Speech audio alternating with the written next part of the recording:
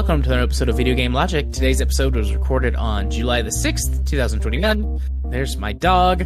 I'm your host, gaming psychologist, and with me, as always, listening to me tell stories and becoming very afraid. Caffeine Rage. On today's show, I'm going to give my dog a sedative. Then we're going to talk about the games that we played. Nintendo Switch to... Okay, Riley, I'm going to have to redo the intro. Not the whole thing. What do you need? Do you need to go outside? She's staring at me like, I need to go outside. Okay, let me get through this block, and then I'm going to go let the dog out. On today's show, we will, of course, be discussing the games that we played. Nintendo Switch to OLED Edition announcement. Ubisoft pulls Might and Magic 10 Legacy from sale after DRM server shutdown backlash. We will have a weekly community corner and a Steam Discovery queue. Pretty sure time will allow, unless we get way off in the weeds, which is a possibility. Or you have to go walk the dog. Or I have to go walk the dog. Timestamps will be in the show notes following their respective topics. Hello, Rage. Hello. I'm going to go put my dog outside before she keeps barking at me. I'll be right back. Wait, you don't want your second co-host? No, because she's just loud. She's staring at me. She's like, come on, dude. I'm about to start barking at you again. I will be right back. Or just go make a mess of the corner. Yeah, or tear up something of mine. Like the shoehorn? She waited right until I started doing something to need to go. She's a dog. Of course. Kate, Hey, be thankful it's not a cat and they're just going to sit in your way the entire time. Wouldn't be as loud that way, probably. Oh, you've never heard my cat then. I guess not. Shadow T-Cat. I'm pretty sure the T stands for Timex. He'll start singing the song of his people promptly at 8 o'clock in the morning, every single morning. But only when Anita's home. Nice. Because he learned not to wake me up. Yeah. I checked, like, my office, the sliding door to our backyard and back deck and everything, is like, I don't know, 10 feet away. But I poked my head around the corner and Katie wasn't in the living room. So either she went to bed or she left the house to go get something. So that's why the dog is, like, in here barking at me. There's no one else there to take care of her. She's lonely. Are you lonely? No, because I have a quart of vanilla ice cream base. I'm about to go make some unicorn ice cream. Indeed. So, this is a first. 200-something episodes and get thrown off my rhythm by the dog. How are you, Rage? Well, I'm doing all right. Finally getting to game some more. Right. Now that you got your desktop all squared away, it seems. Well, I'm going to crack it open one last time and install RAM in it. So if I disappear for a couple more months, things went south. Right? I'm going to cry. If you disappear for a couple months, I'm going to cry. I was, one, so happy that we got to play games this Sunday. And two, like, I don't know what I'm going to do to eke out 6 more weeks of content. I guess I'll just start calling on people in Discord. Like, hey, I gotta admit, Corsair got RAM out to me quickly. Yeah, they did, because you sent it off, what was it, last week? And you already got your new RAM? Yeah, I got it today, so if I didn't buy the extra set, I would have maybe been able to make it today, because I got it pretty early in the day as well. Right. Oh, fun times. And then we just spent, I don't know, 20 minutes talking about all of the fights that I had. Well, not all of them, but a bunch of the fights that I had in, like, high school. Because turns out you were a jerk. I was violent. I definitely was a jerk sometimes. Some of those times I think they were justified, but lots of times I was very angry and overreacted to stuff a lot. I thought a lot. That'll be Franken content coming to you one day, hopefully in the not too distant future. Hopefully it's a long time before we need more Franken content, but it's there, dear listener, and it will be in your ear holes one day. But let's just talk about games. I didn't think to ask you beforehand, since we have a shared game and I've got 3 on my list and you've got 2, how do you want to do this? Well, how long are yours going to be? I know that second one's going to be long. No, so the first one, our shared game will be as long as we talk about it. The second one's going to be really short. I'm going to give, like, mad props to whoever makes stuff for that one. And then my last one is going to be my long one. Yeah, I figured that last one would be long. So if you want, we could Yeah, you could do your short one, then we could do the shared one, and I'll Okay. talk about mine. Okay. My I'll solo. swap around in the show notes then. So my first game is Tabletop Simulator. Never heard of it. Yeah, we used to play Tabletop Simulator all the time, and then during COVID, played it a bit with some of my family members doing like board game night. Like I would host a board game night for the family in Tabletop Simulator. That was hit or miss sometimes. My especially my in-laws are very competitive, but except for my father-in-law, who is like an IT guy, they're not very tech savvy. My in-laws are not very tech savvy as a whole. Yeah, which that's something that kind of gets me is I don't expect people to be able to build their own computers, but yeah, at least know how to run them in this day and age. Yeah. You'd have to be so lost these days to not even be able to run a cell phone. Yep. It's kind of like the equivalent of like, people not knowing how to take care of their own cars. Like it's one thing to not know how to tear an engine down and rebuild it, but to at least know how to like check things and do a little bit of troubleshooting and know like, oh, okay, this light's on. I should take it to the mechanic, like that sort of thing. Like knowing at least some basics about your stuff. I think that really has to apply to technology at this point as well. But anyways, what really has got me going hard in Tabletop Simulator right now is, if you follow me on Twitter, you already know the answer to this. BattleTech. One of my, and I'm not gonna talk about BattleTech for like an hour. Just 45 minutes. Yeah, just 45 minutes. So not this time. I've come full circle. My history of BattleTech started with the tabletop game, in like 8th grade or my freshman year in high school. The only neighbor I grew up in the middle of fucking nowhere. The only neighbor that lived close enough for me to walk to, his older brother was a big tabletop person, and that's where I first played D&D and BattleTech. And so I learned on the tabletop game, and then haven't played it for 18 years, something like that. One of my tabletop groups though was like, "Yeah, we want to try. Like you talk about it all the time."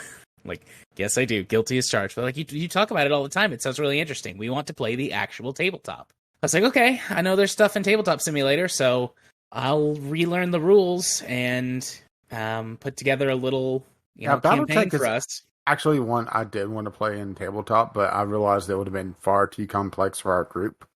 You and I could play sometime. It would be good for me to have someone to bounce some of this stuff off to make sure I'm learning the rules properly. Oh boy. Did I just volunteer myself for something I'm going to... You might have just volunteered. No, you won't regret it. At least I don't think you will. No promises, but I'm not going to be mean to you or whatever. But we could learn together sometime. But anyways, we can talk more about this later. Oh boy. But so I've been help.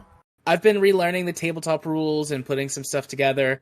And it went on Tabletop Simulator, and sweet baby Jesus, the people who are passionate about this franchise and who know how to do modeling work, or at least import the models from like the games and stuff, and have built like whole map sets and tons of tools for GMs to put together maps and campaigns and stuff. Like, mwah, chef kiss. If I ever find like Patreons for these people, or like PayPal, support, like pay me links, I'm giving these folks some money, because what would have taken me 10 years ago or on my own without Tabletop Simulator weeks at best to put together, in like 4 hours I've got like a dozen maps ready to go, and sort of like a base setup that I've got saved that has, I think, all of the tools and reference sheets for like dice rolls and stuff on it.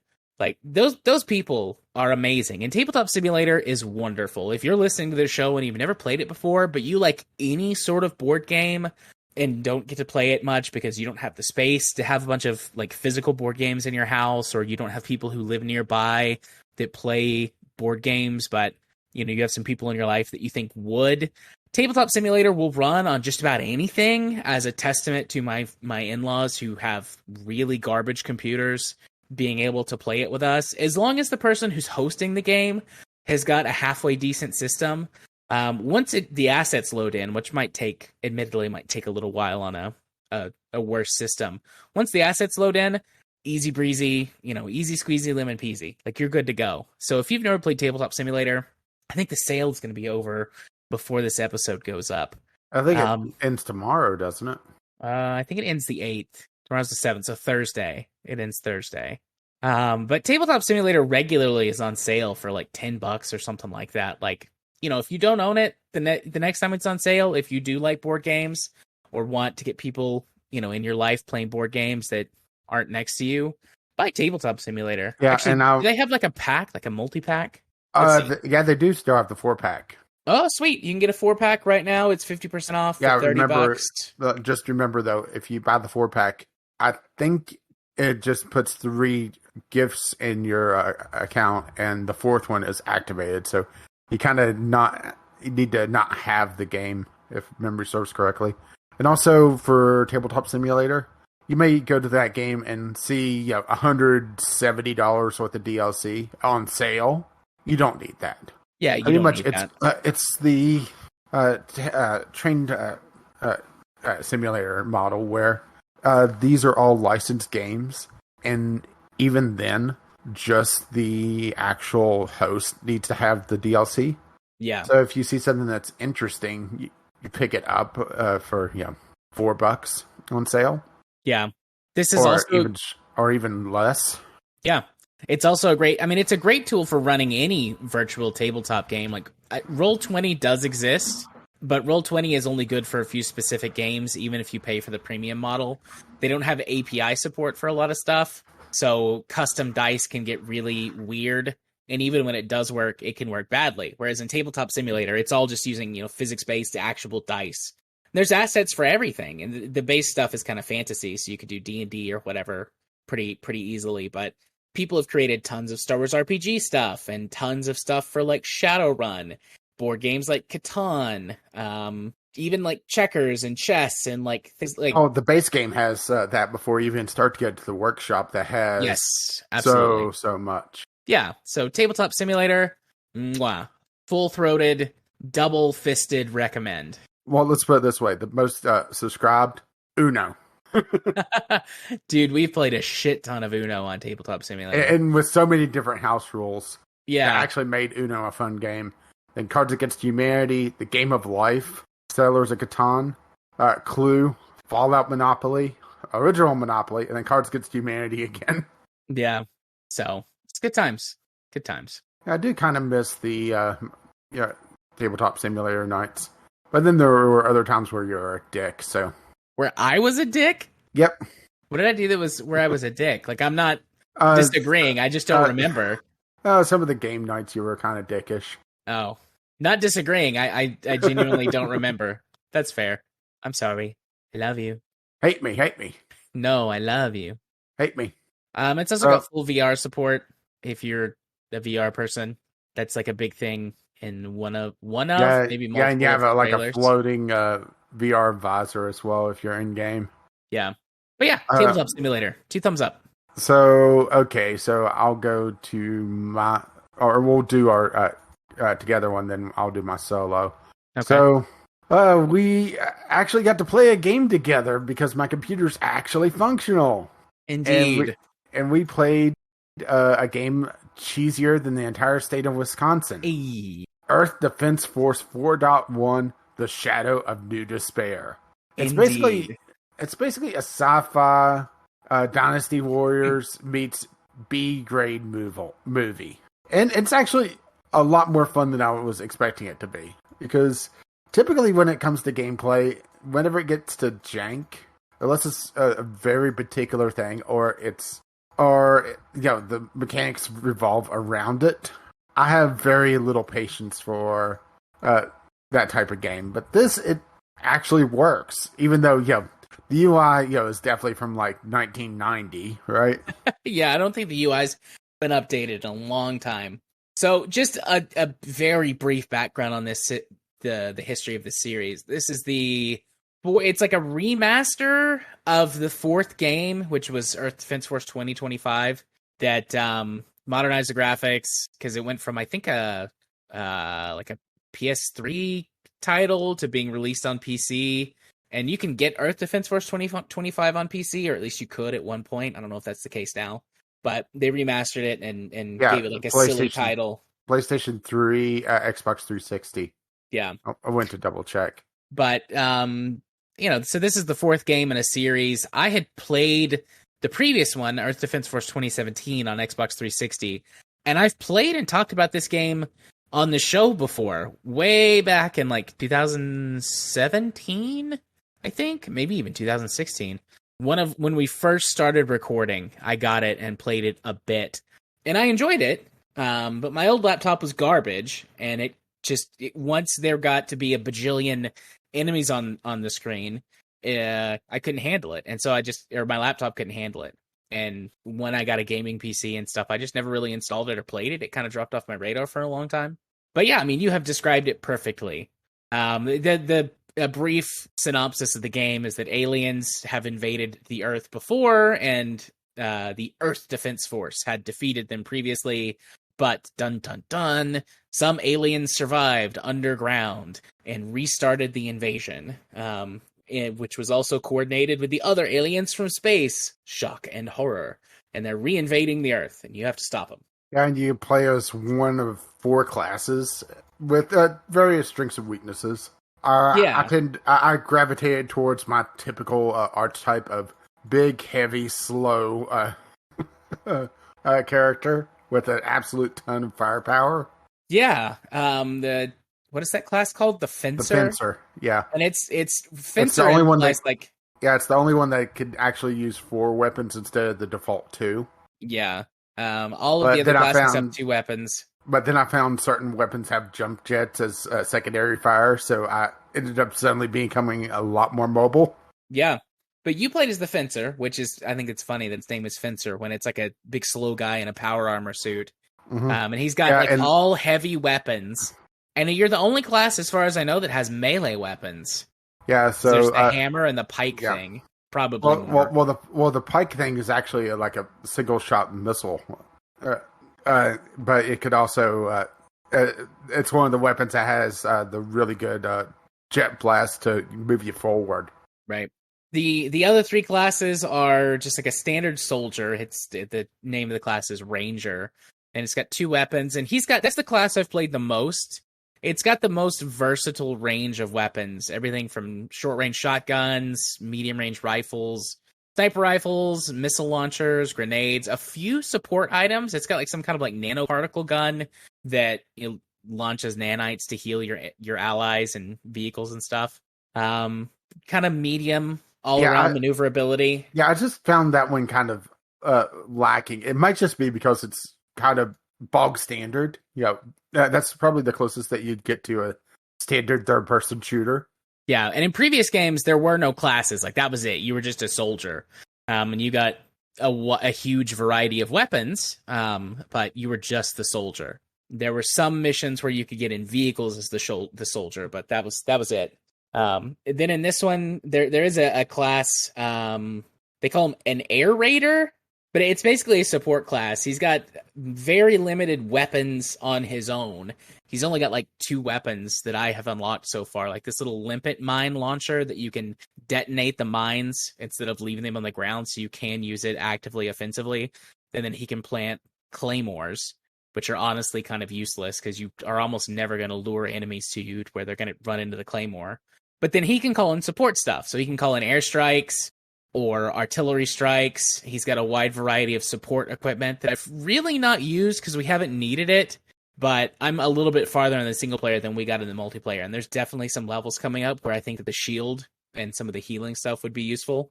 And I've been playing the support class when we were playing together, because that's a class that really sucks when you play him to try and play solo. Mm-hmm. Because his offensive power, like his average offensive power, is really low. But then he can also call in vehicles. And I've got 3 vehicles so far: a tank, an APC, and a mech. And the mech is the best. And the Fencer also has the ability to put on a shield that's like the size of one of the soldiers. Yeah. And then the final class is called the Wing Diver. And they're like big titty anime girls in like scantily clad armor. Yeah, I remember seeing that anime. Right. The one that nobody ever wears pants. Right. Yeah. And they don't wear pants, but they do wear boots, like stilettos. Very, very good for kicking alien ass. Well, I was talking about strike witches. I didn't know that was actually anime. I thought you were Yeah, making it was just actually a anime. joke about anime. No. There's actually anime called Strike Witches. It's about magical girls who, because of course they're magical girls, who pilot. I think they were called strikers or something, but it's essentially magic boots that go like all the way up to the hips. That's their version of airplanes, and because of that, nobody ever wears pants. You're right. I'm looking at this on Google Images. They do not wear pants. There's not a single image here where they wear pants, but they do have thigh highs on. Good for them. You go, girls. But anyways, this is the Wing Diver's got a jetpack and laser weapons. And I've been playing the Wing Diver a little bit more solo, and they've got some neat equipment. They're really weak, or they're like glass cannons. Some of their equipment is extremely powerful, but they have the smallest starting health, and they build health slower than other characters. So the game relies heavily on drops. You kill a bajillion aliens, and they drop weapon crates and armor pickups. And the armor pickups don't like replenish your armor. Instead, they give you additional armor for future missions. There's some. I looked it up. I don't remember what the chart is, but different classes need different amounts of like armor crate pickups as they level up to get additional armor. So it's on like a progression curve. And the Wing Divers have the slowest progression period. So you have to play them a lot if you want to catch up the amount of armor. But they're really mobile. They can easily get on top of buildings, which level design in this game is wonderful. Everything is destructible. So you can, if you want to level an entire city to fight aliens in a flat plane, you can. But also, every build, like all of the levels are designed, or whatever procedural the generation they used or whatever, are designed so that you can't really get trapped. You can go down alleys and back streets, but there's always a way out unless there are aliens or bugs in your way. And then if you find ladders and things, you can climb onto the top of buildings and use them for vantage points, or climb on top of like a highway and use that as a vantage point, or a different way to get to somewhere else on the map that you want to go. The levels are designed in a really intelligent way, and I appreciate that, because they didn't have to do it. They could have just plonked down, random destructible buildings, and you could have had like overlap and weird stuff that probably people wouldn't notice, and if they did, they wouldn't care. But it feels like the devs who made this actually care. Did I lose you? No, I'm here. I just wasn't sure what else to really add, because I have far less experience with the game. Pretty much I just gravitated towards exploding things. Right. That's fair. That is very fair. But I mean, you enjoyed it, which I'm glad, and I enjoyed playing in multiplayer. It's got a different dynamic in multiplayer than it does in single player, and I appreciate that. I haven't played it single player yet because I've been doing other projects. Speaking of which, yeah, go for it. So I'm starting to catch up on some of the Game Pass stuff that came out in the last several months, and might be paid up all the way till October. So I figured, what the hell. Right. And also I got a couple of things on the Steam sale, so I'll be talking about those in the coming weeks as well. Most likely, most if not all of them. But the first one that I played that wasn't just more Forza was a roguelite ARPG called Going Under. And this, I'm going to link to the Steam page because it's just the easiest way to do it. Bills itself as a satirical dungeon crawler about exploring cursed ruins of failed tech startups. And if you have really any knowledge of the tech sector and how it works, this game is fucking hilarious. It's basically, it feels like Web 2.0, right when that big bubble burst. You play as a marketing intern, Jackie, who is sent to the ruins of failed startups that occupied those offices before you to try to acquire their assets. And there's three, at least at the time, as far as I've gotten, three primary dungeons that I've encountered. There's Jorblin, which is kind of your generic, just kind of fantasy fantasy dungeon, but each one of them has an overall theme as well. So I'm just going to read from the wiki to be sure to cover them properly. So Jorblin is inspired by gig economy, like Uber and Fiverr. So there's a lot of just instances of, the sense that the goblins that are there really, aren't like paid employees. They're just, there for the pay because they're running a gig. You run into a cafe owner that jokes with you about, not wanting to fight you unless he's paid for it, that sort of thing.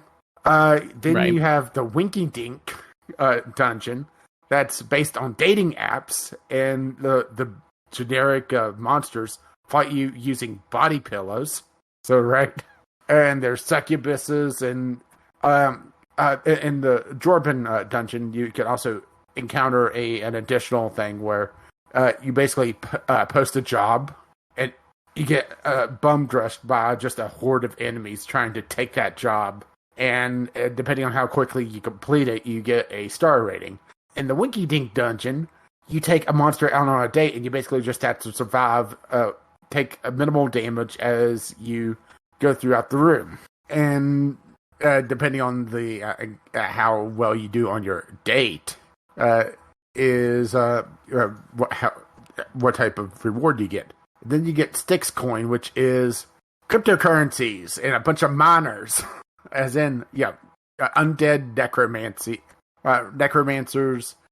dealing with Bitcoin, and it has a completely different mechanic from the other two, where you don't get real money, you get the knockoff Styx coins that you could trade for real cash in the shop, and it has a varying exchange rate because, of course, it does, because it's making fun of Bitcoin.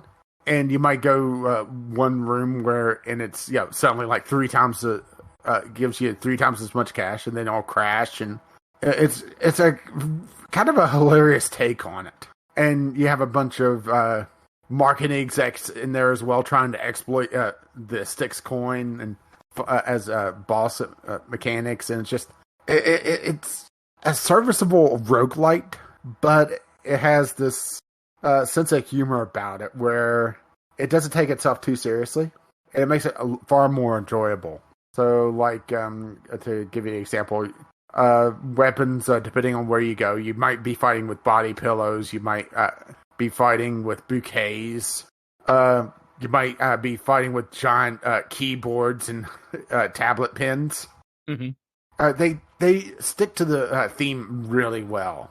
And as you progress, because it actually has an overarching story, you get the sense that this company that you're working for, Fizzle, which bills itself as a drink company that's trying to replace both the need for other drinks and meals, because they're a meal replacement company as well, has some shady stuff going on, and is in the process of going under as well, hence the name. Like, right. The CEO of the company just shows up one day and decides to throw a party and has like 2 massive ice sculptures, and the accountant's just freaking out because they don't have the money for that. They're barely breaking even as is. They decide to the co-owner of the company is the one that runs the flavor division, and he makes the various flavors. Well, he gave up his part of the company to just be able to focus on the science side of it. And he's regretting it because the company's slowly pivoting away from what he wanted to do with it. And it's just a really good commentary on just really tech in general. Like, I think the last part of the story I got to, and supposedly, according to the reviews, it gets bonkers towards the end. As in, Kojima levels bonkers. Alright? Oh, okay. They are planning to completely abandon the drinks, or put the drink portion of their business onto the back burner. And they're trying to develop an app to get people to drink more of their drinks.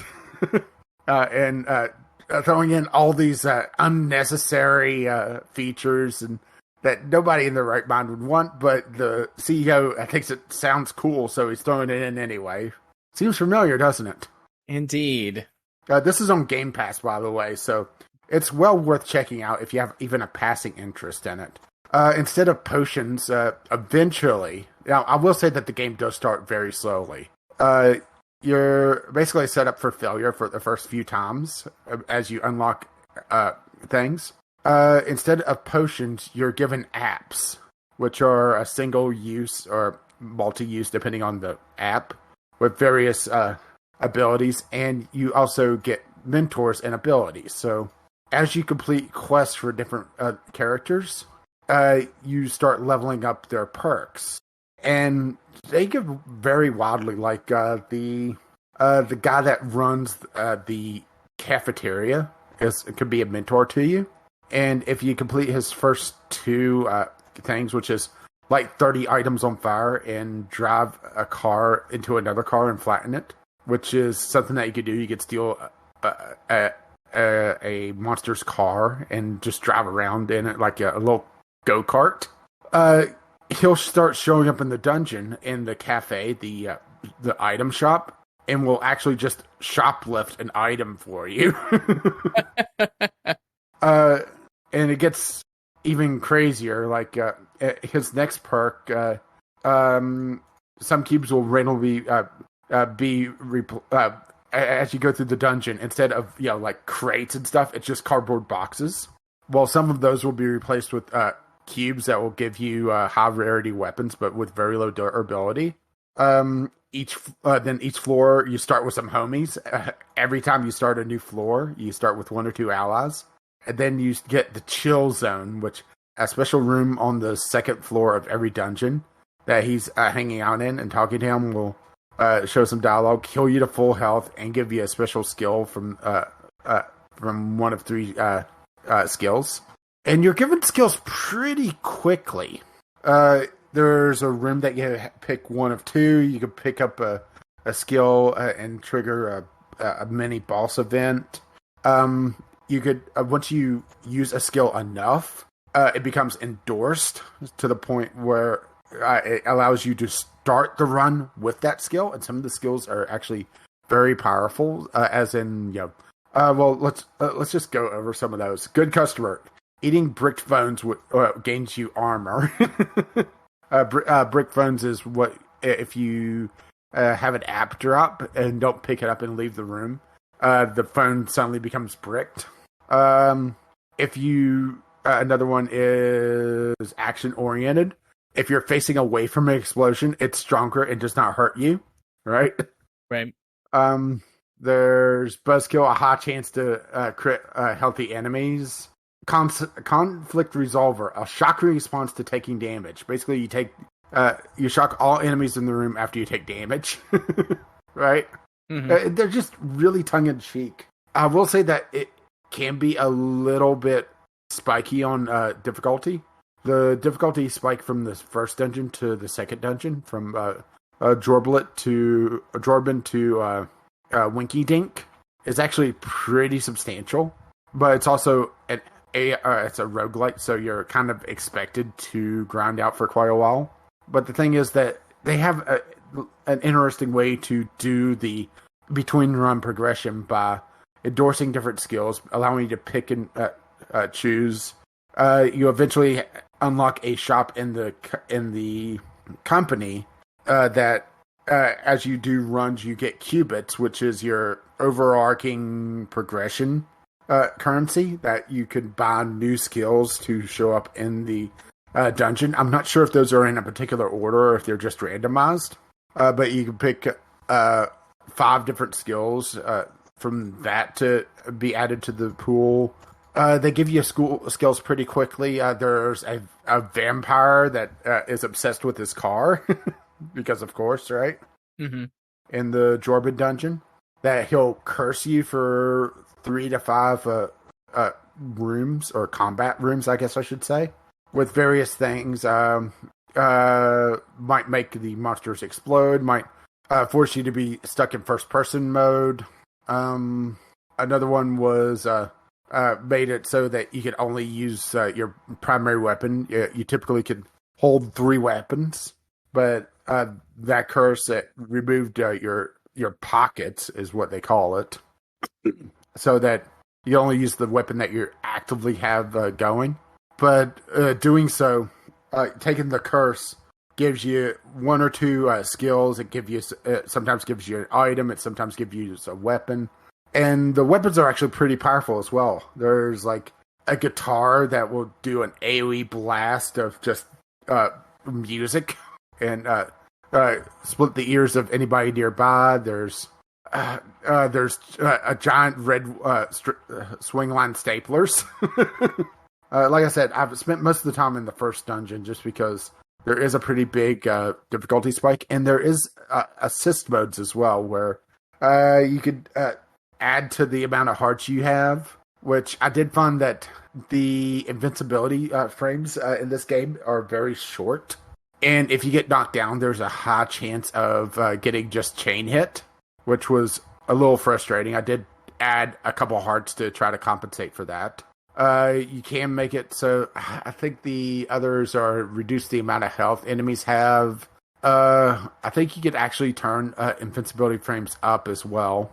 But I just added a couple hearts to try to get a feel for it. But there's quite a few different accessibility options as well to be able to tweak the difficulty a little bit more than most roguelikes allow you to do so.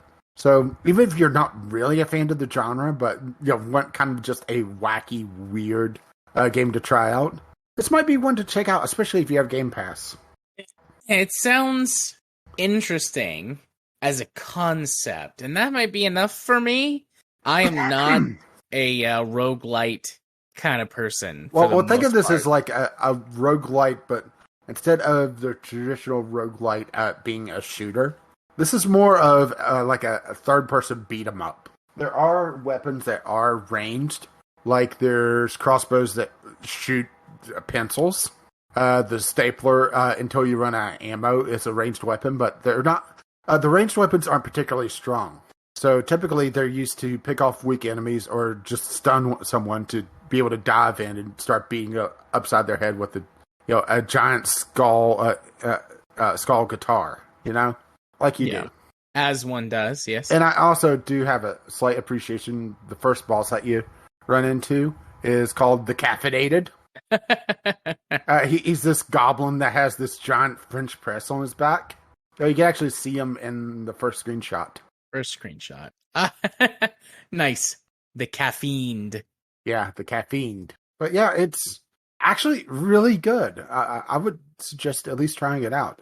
Like I said, especially if you have Game Pass. And you could give it an hour, because that's the thing, is that the first run, they basically set you up for failure.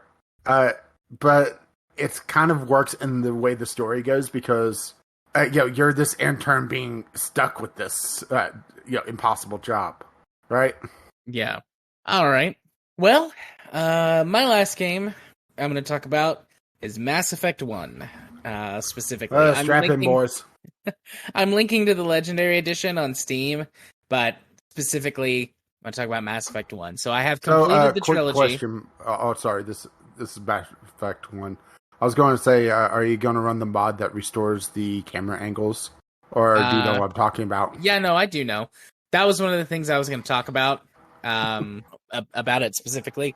So I talked about all three games kind of generally when I talked about the Legendary Edition. At the time, I hadn't beat Mass Effect 3, but I talked about sort of some of the performance increases or graphical upgrades and, things of UI updates, things of that nature.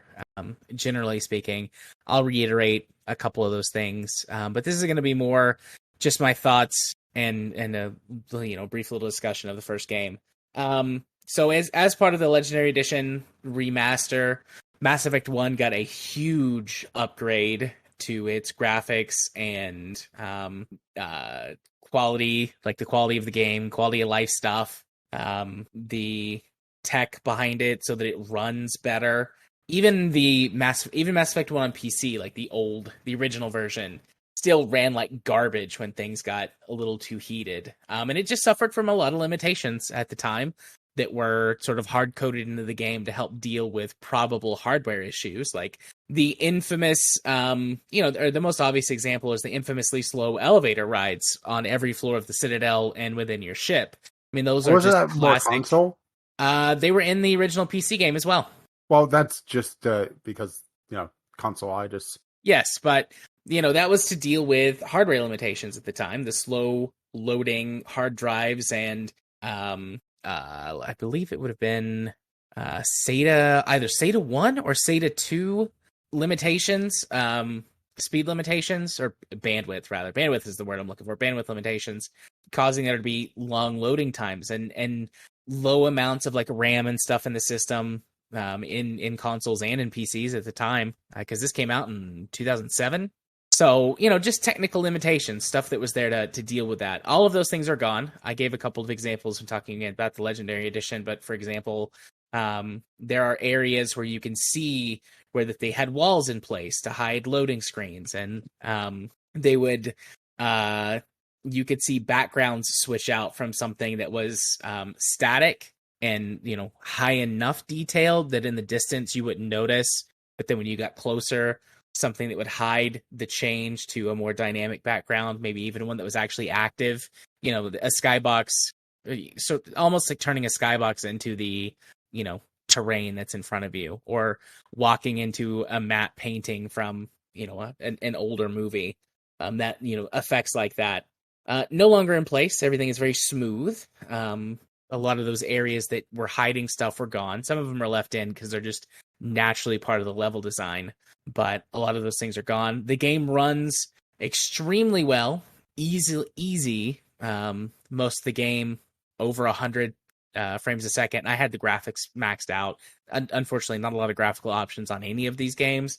There's a few, but not a lot. But I had the graphics maxed out and was getting 144 frames a second during any period of comm, and even in combat, except for a couple of sections, it never dipped below 100. So easily, if you've got even older hardware than I do at this point, or a weaker graphics card, you should still be good to easily keep 60 and above. And there are certain scenes in the first game, the original release of the first game, that turn into just like a hardcore like chug fest. Big action set pieces combined with like multiple enemies. You would drop down to like slideshow frames.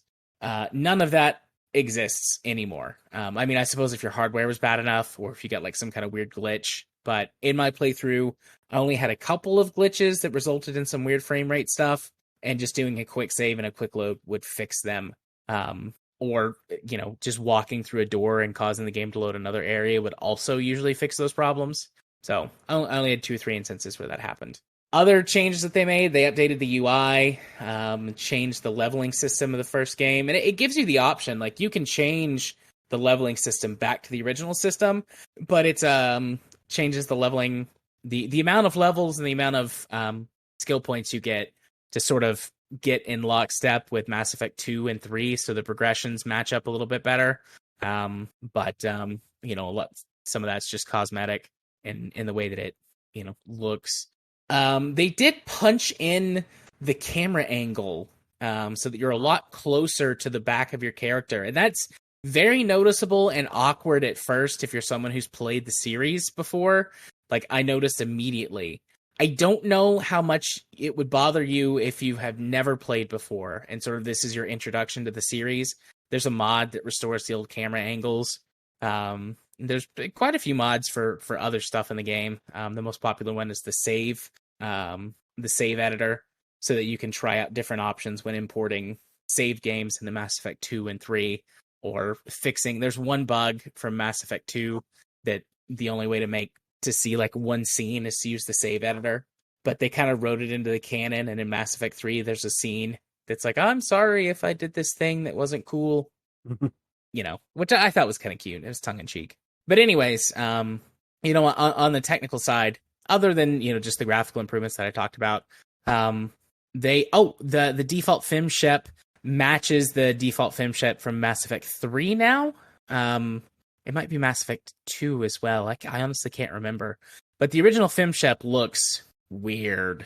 she looks really weird. And it was very clear that male shepherd was the sort of default, intended character, and they didn't put as much work into the default female shepherd. But definitely in Mass Effect 3, I remember that Mass Effect 3 had a reversible cover on the disc, the jewel case, and one side was male shep and one side was female shep, and fem shep was the one that was facing outward by default, and male shep was the one that you had to flip the cover around to if you wanted it. So that default fem shep is put in as the default fem shep in Mass Effect 1, and I played through the trilogy as female shepherd. Not all, but most of my original playthroughs were as male shepherd. And so there were some things that I remember very well from male shep's perspective. And I thought, okay, I'll play through the trilogy as fem shep. So all three, I started the game, Mass Effect 1, carried my save through all three games as fem shep. Specific stuff about Mass Effect 1. Mass Effect 1 is by far the best game in the trilogy, hands down. The combat system from the later Mass Effect games, particularly Mass Effect 3, I covered this in more detail, and I'll talk about it in Mass Effect 2 with the transition to the more action-oriented combat system. I could see someone genuinely preferring Mass Effect 3's combat to Mass Effect 1. I could. I disagree that it's better, but I could see someone preferring it. But Mass Effect 1 has got the best encapsulated story, and that's kind of common that you see in trilogies. Even if they intend something to be a trilogy, they don't know until they release the first one if they're going to get greenlit for a trilogy, more often than not. You have exceptions to that, like the Lord of the Rings trilogy, for example, the trilogy of movies. They always knew they were going to make a trilogy of movies, and you've got source material to work from. But in something like this, that's an original story idea, you don't know. So Mass Effect 1 has a fully encapsulated story with lots of stuff for sequel baiting and world building, to where that there are hooks to draw from if they got the sequels greenlit. But the fact that it's a fully encapsulated, complete story that doesn't rely on anything else to tell its story, the fact that it's got the best combat system, in my opinion, the most in-depth combat system. Well, it was the RPG at the RPGs. Yeah, and I was going to say the most in-depth actual RPG system. I was very surprised at how much of an RPG Mass Effect 1 is compared to every other game in the series, but in the mainline trilogy. The Renegade Paragon system kind of became a joke with I'm just gonna do the perfect good thing or the horrible. Renegade was always being an asshole towards the end. Yeah, but in the first one, they're still called Renegon and Paragade, but they are persuade and intimidate, really. And you can persuade people into doing bad things, or you can use persuade to do something bad, and you can use intimidate to ultimately do something good. And the Paragon and Renegade points play very little into the game itself, like the morality system. And they're just kind of used to indicate, are you someone who tends to intimidate to get what they want, whether it's good or bad, or someone who tends to persuade to get what they want, whether it's good or bad? And you can easily max out both of them to open up your options for late game stuff if you focus your character leveling into that aspect of the game, which I do. There's a lot of conversational options that open up interesting and unique storylines, some of which are, for later on in the series, some of which are fully wrapped up in the first game. But there is, in the main storyline, and uber spoilers, I'm not gonna censor anything that I talk about here. Mass Effect is a very old trilogy at this point, so if you really want to go into it as spoiler free as possible, you should probably just skip to the next timestamp for our first news topic. So there's the main story consists of you going to a series of planets, completing main story quests to get the resources that you need to track down the bad guy, basically. One of these planets that you go to is called Novaria, and you have to get out of sort of the hub area where you land, get transport out to this base where you're tracking one of the bad guys. And there's a bunch of stuff in your way, and people are not wanting you to go. There's a huge storm. There's, this sort of power struggle that's going on within Novaria itself. And you get embroiled in that process. And there are multiple ways you can solve the problem. Essentially, you're trying to get a garage pass so you can go take one of the vehicles and drive out to this research facility in the snow-covered mountains. And you can do sort of the straightforward approach, and you can go find a person that gives you a quest that when you resolve the quest, you get the garage pass and you can move on. Or you can side with one of the factions and somehow convince the other side to leave or give in. You can wind up having the two faction leaders kill each other and then bring another guy in who gives you the garage pass. You can double cross and betray everyone. There's I think 12 unique outcomes you can get that, they all do give you the garage pass that you need, but they have consequences within the game itself that are reflected in the game and carry forward into future games, and can give you everything from a minor cameo to some major resources in the final game. And it's great. And the use of Paragon and Renegade can be used to do either of those things. You can also solve the situation. Like I said, if you don't have any persuasion or intimidate skills, if you've ignored that section of the tree, you can just straightforward, I'm a Spectre, I need to get this, I will trade my services to get a garage pass. And they have you do a mission, and then you get the garage pass and you can move forward. But I just like that there are choices that you can make. And that is not really reflected well in any of the other games. There are certainly choices you can make. Most of those choices, though, tend to be superficial instead of impactful. Superficial being that they give you the exact same outcome, and you just might get slightly different things along the way, whereas impactful is that they are true choices that have unique consequences. And while the gaminess of it might give you the reward that you need or something to complete the task at hand, they can have different and far-reaching consequences for the game itself. And Mass Effect 1 has a lot more of those impactful choices.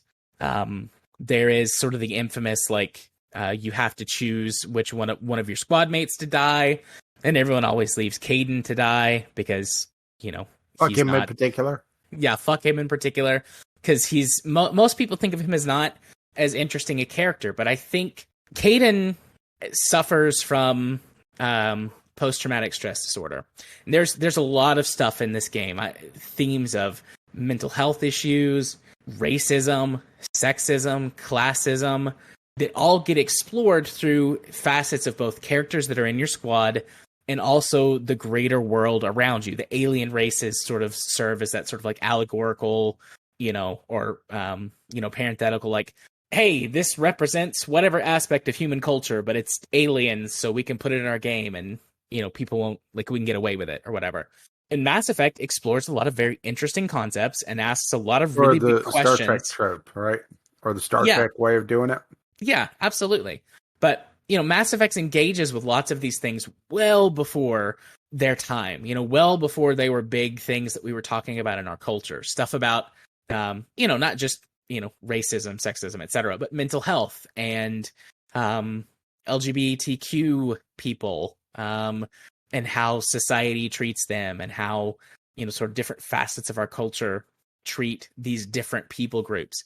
And Caden is someone who is very difficult to get to open up to you in the early game, and needs you to actually have some points into that persuade, intimidate, and you need to spend some time taking him on missions with you. And the combination of him being sort of a kind of all-rounder character to help balance a squad early on if you invest, too heavily one way or the other, means that he doesn't get used a lot. And two, people don't take the time to really dig into that aspect of his character. And he's got some serious trauma stuff going on that it takes a while to get him to open up about, and sort of his views on trying to forgive people. In this case, the Taurians, which is, or not the Taurians. Battletech. No. Yeah, it is Turians. Turians, yeah. Sorry. Some of those things are very similar. The Turians, not Taurians. Turians. Were the first alien race that humans ran into in this universe. Big first contact war. Lots of, hate against each other. So, one of the racism allegories in the story.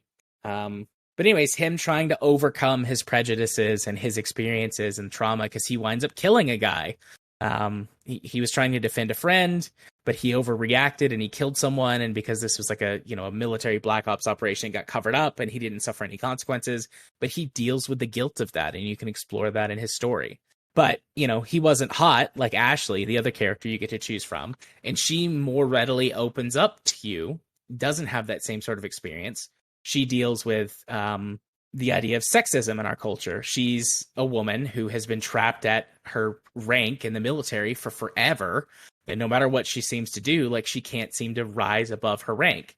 And then, someone comes along, typically like, this guy like Shepard, if you're playing, I think there were some statistics from the original game that said that like 88% of players played a male Shepard. So kind of by default, like this guy comes along and sweeps her up and gets her embroiled in this thing. And suddenly she starts getting noticed and she struggles with that. Like, hey, I've done the work. Like I'm an accomplished soldier. I'm every bit as good as you are, but I'm a woman. And, it takes you coming along, like sweeping me up in this for me to finally get noticed and get some recognition from the military. Also, she is one character that can help you explore religion in a universe where aliens exist. And you can approach that and engage with her and talk to her about religious beliefs. And, does the existence of aliens mean that God exists in our world? And what does it mean if God does exist? And what does it mean if he doesn't? Other alien races have their own religions that explore different facets of human religion. Like Ashley is very openly like Christian, but other alien races portray religions like, Buddhism or Taoism or Islam. These different things get portrayed in other alien races, and some of it doesn't hold up as well. I mean, this game was developed in the mid-2000s, and while I think there are still many consequences that we as a society suffer from because of the way that America responded to September 11th, this game was much, much closer to that in time in its inception and development. And so there are some things that definitely come off as being racist in, current year of our Lord 2021, or whatever year you might happen to listen to this in the future. Alien overlords or robot overlords. Be the current year. True, it would still be current year. But anyways, so all of these things get explored, and Shepard very clearly mostly represents like this, represents Jesus. Probably the most obvious thing. That second game opening, oof, right? Yeah. With the second game, like it's the Lazarus Project, which, in case anyone doesn't know, didn't grow up in the Bible Belt or is not Christian. In the Bible, Lazarus is someone who died, was buried, and then Jesus came along and resurrects him after he's been dead for, I think in the story, it's like several days, like decomposition should have set in, and Jesus resurrects him, and he's just like, the day before he died, only not sick anymore. Yeah, Jesus is a necromancer. Right? And Jesus also died and then rose again after his death. But Commander Shepard is very clearly Jesus, this messianic figure who saves the galaxy throughout the course of all three games. His name, Shepherd. Jesus is often referred to as a shepherd of men in the Bible and things like that. But it does explore other religions. Like I've said this before. I wrote my master's thesis on the psychology of video games and used the Mass Effect trilogy as the basis for that. And so comparing, I went and dug it up. I found it. I finally went and found that my thesis and read through it and cringed. And cringed. Yes, academic writing from someone who's not, well, in general, it's just really cringy. And most of my ideas still hold up. I mean, it wasn't like I was being racist or anything. I certainly missed the point of some things in my youth, but I agreed with a lot of the things that I had said in my thesis, which was, a lot of the things that I'm saying now. These different religious aspects are being explored, the idea of choices, how that we are role-playing the character of Shepard. And most people tend to put themselves in that position and be like, what would I do if I was here? But I mean, Mass Effect is Shepard's story. While you can change certain aspects of the character, you will always be Shepard. And people will always treat you as whatever background you pick, and then whatever choices you make, and then get weirded out if you do something that's different than from what you've done before. So I played my Commander Shepard as a practical get stuff done. And sometimes that meant that I took the high road, and sometimes that meant I threatened to shoot people in the head. Because the point was to get the job done. So you punched the reporter how many times? Actually, I didn't punch the reporter. There's an achievement. I didn't know this until after the fact, actually. But there's an achievement if you don't punch the reporter in all three games. And I thought to myself, like, while it would be fun to watch the reporter, it doesn't serve a practical purpose, and it might hurt my cause to punch the reporter. So I didn't punch the reporter. And then in Mass Effect 3, if you don't punch the reporter, and you haven't punched her at all in any of the games, you can, like, become friends with her and, like, comfort her when she's hurting. And then she helps you by doing, like, war broadcasts, and then she gives you some information in one of the missions later on, can get you some special resources. It's neat. Most people don't discover that because they punch the reporter every chance they can get because she's a dick. She represents hardcore, right-wing, ultra-conservative ideologies. She is a Fox News reporter in disguise. Oh, she's OAN. Well, yeah, OAN didn't exist at the time. Well, she's even beyond Fox News, so. But yeah, those are other things that it explores. Liberal, progressive politics versus conservative politics, and, nationalism versus globalism, or in this case, galaxyism. Just these themes everywhere being explored, both in the game that you play, then when you go read the codex entries. And listen, they're all narrated now. They weren't narrated, all of them, in the original game. Only some of the codex entries were narrated. But now they've all been narrated. And I don't know if they got the same guy, or if they got a guy who sounds like the original guy, but he's got a great announcer voice. I could just honestly listen to him talk about cool science shit on a YouTube video for like an hour. He's got a great voice. Mass Effect also, that's something. Mass Effect always tried to be as grounded in real science as possible. Certainly there are conceits made because it is a sci-fi video game, but they do talk about and at least, seem to follow certain rules, like all of the ships are designed in such a way that they can function with thrust gravity. Like Mass Effect fields exist. That's the sci-fi aspect. And there's this particle that can alter the mass of objects. And so you can use that to create like artificial gravity fields and something that functions kind of like an energy shield. It's not an energy shield, but it functions similarly to one.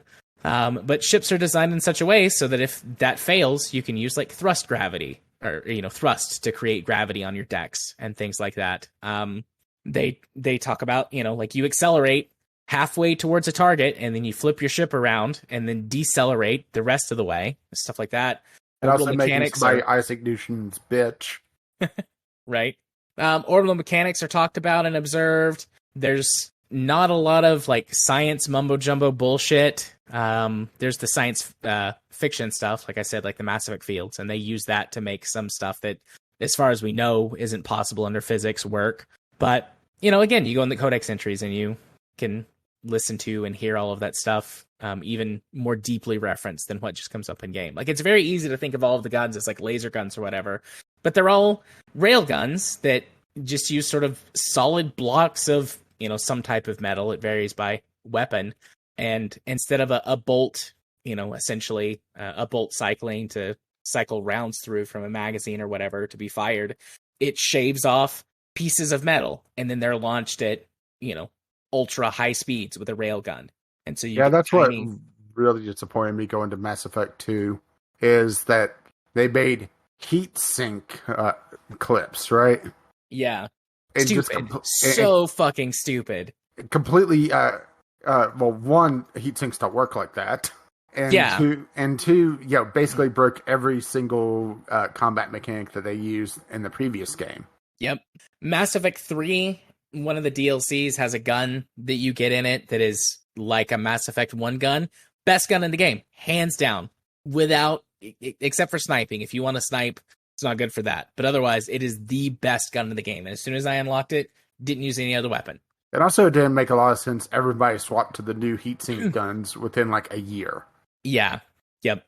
I mean, if they tried to, I don't recall if they ever tried to explain why everybody swapped over outside of just, we wanted to be more like a shooter. And you can't have a shooter without reloading. Yeah. There's an argument between two characters in Mass Effect 3. I think it's Mass Effect 3.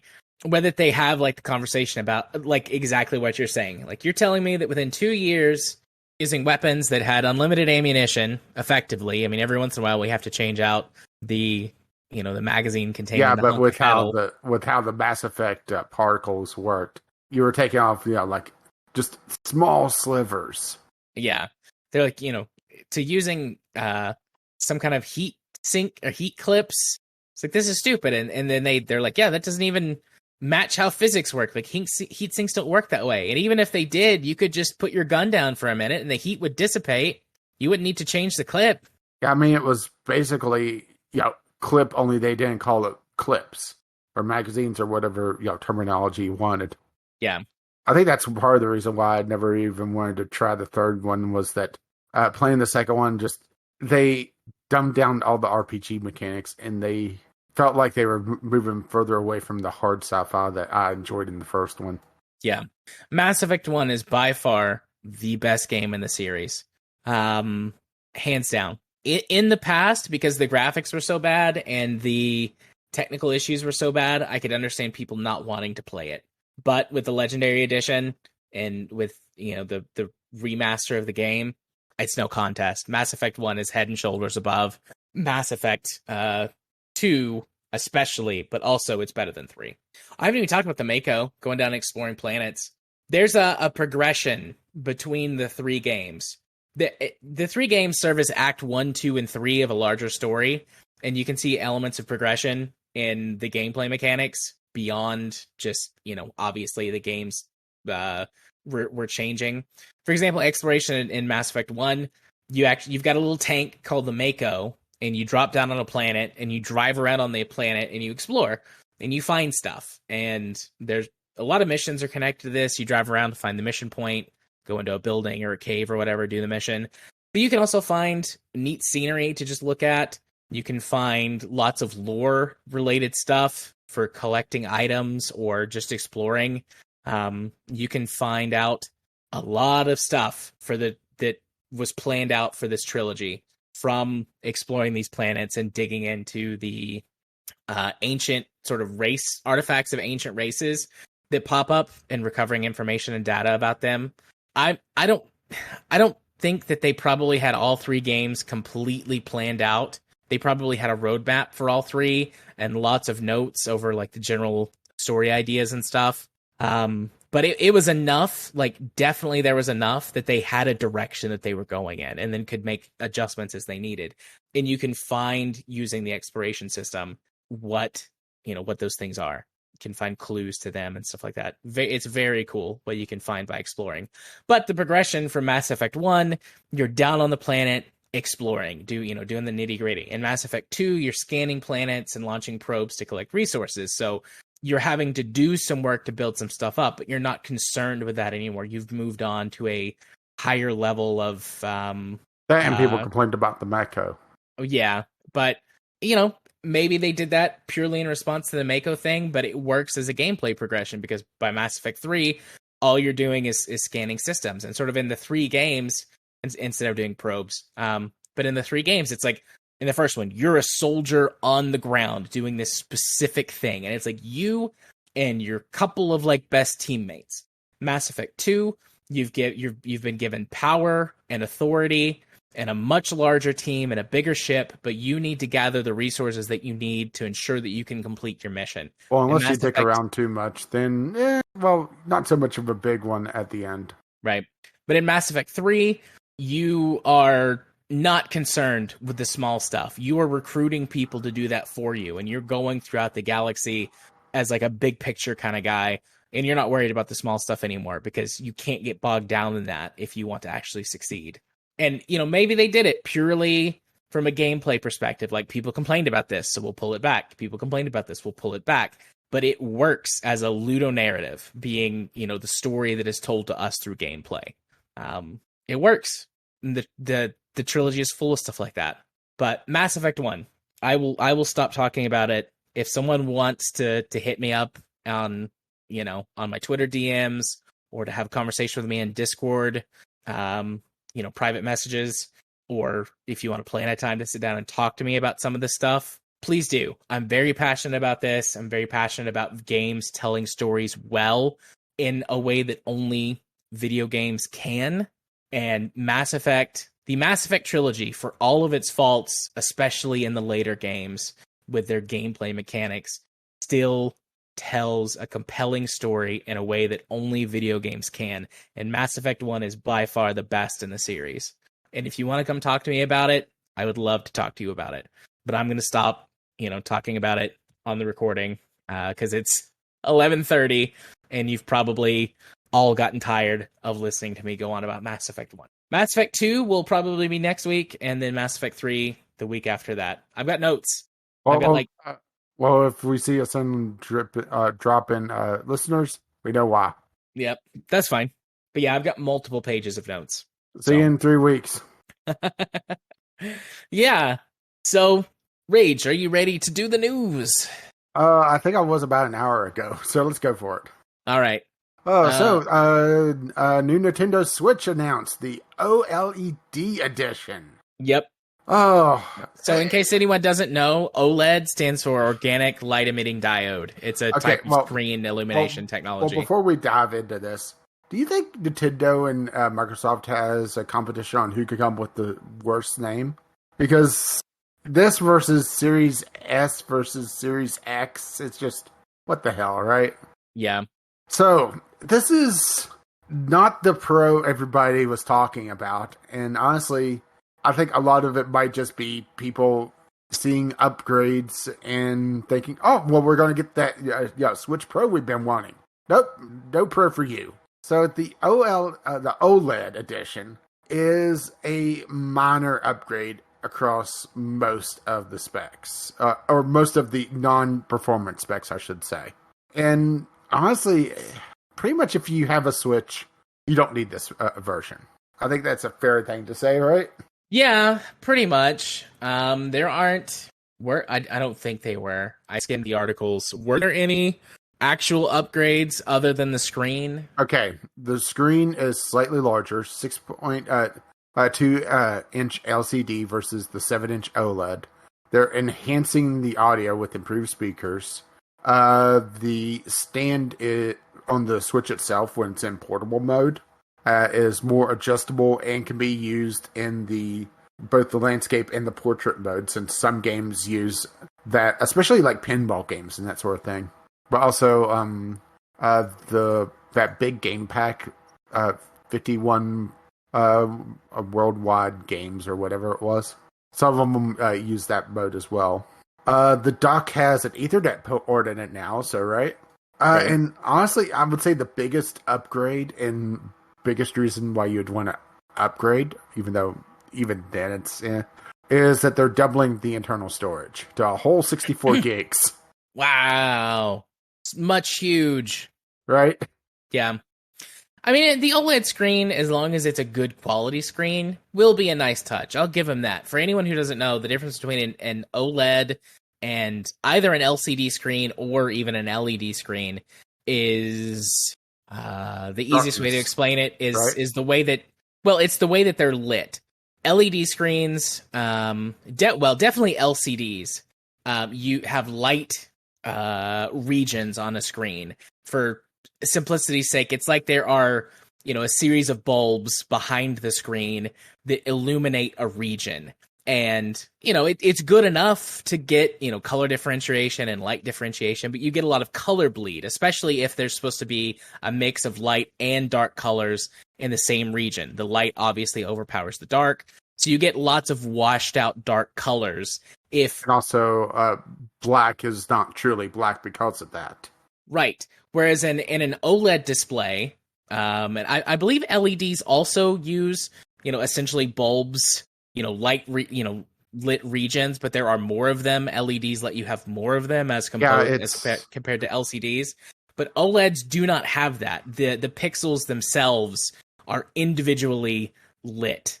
And so you can get deeper blacks, darker darks and brighter light colors because you can individually control the light of every pixel. And there will, of course, be a small amount of bleed. You can't stick a light in a dark area without there being any type of bleed, but it allows you to individually control each pixel. And so you can get much truer to life colors. Yeah, but the thing is that it's still not going to increase the resolution, and that's the thing. No. Is that this is still having the 720 resolution in portable mode and maxes out at 1080p in docked mode.